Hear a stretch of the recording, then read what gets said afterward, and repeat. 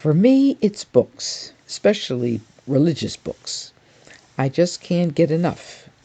Not only are there new ones that I've always wanted to read, but I want to acquire my own copy. And I never let them go. You never know when you're going to want to reread or consult them again. And so I need more and more bookshelves. But where is the boundary between a legitimate need for books, or whatever we're tempted to accumulate for ministry and pleasure, and the greedy acquisition? The gospel today shows us in parable form what the greed that is idolatry looks like. The author of Colossians urges us to put to death this vice as we put on the new self, that is Christ. In the scriptures, there are many texts that underscore that having riches is not sinful. It's what one does with them that determines virtue or vice. Abraham, for example, was said to be highly favored by God because he had great flocks and herds, a large family, and a great number of servants. In the gospel story, however, the rich man with the bountiful harvest is shown to be isolated, oblivious of God, and oblivious of his fellow human beings. His soliloquy reveals his self-centeredness. Rather than consult those whose lives are intertwined with his, he asks himself, "What shall I do? I do not have space. I shall do, I shall tear down, I shall store, I shall say to myself." The focus of his reflection is my harvest, my barns, my grain, myself. In a world of limited good, his solution is shocking. He will tear down his barns and build bigger ones, where he will stockpile his goods for many years. First century Palestinians did not operate within a system of capitalism.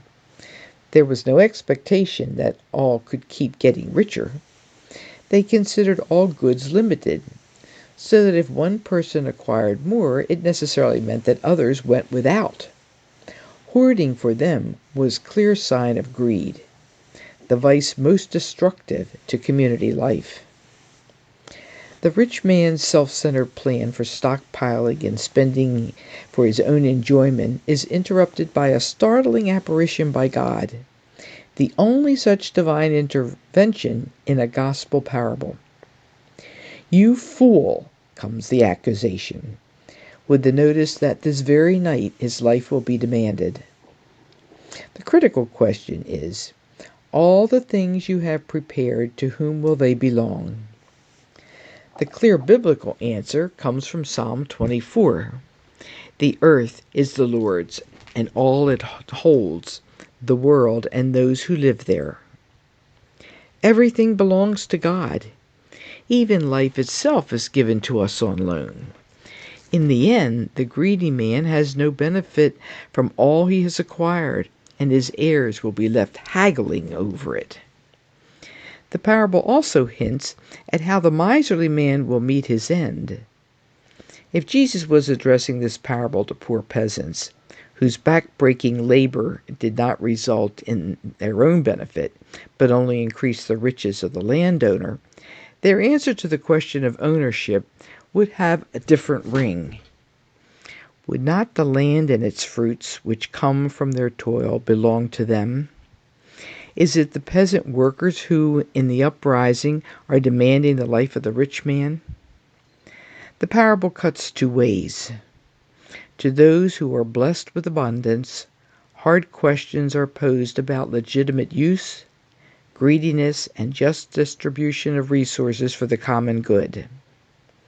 To those on the underside of privilege, there is encouragement to take action to unmask vicious greed and to engage in efforts to bring about economic justice, while heeding an implicit warning that violence and killing are futile means for achieving just ends.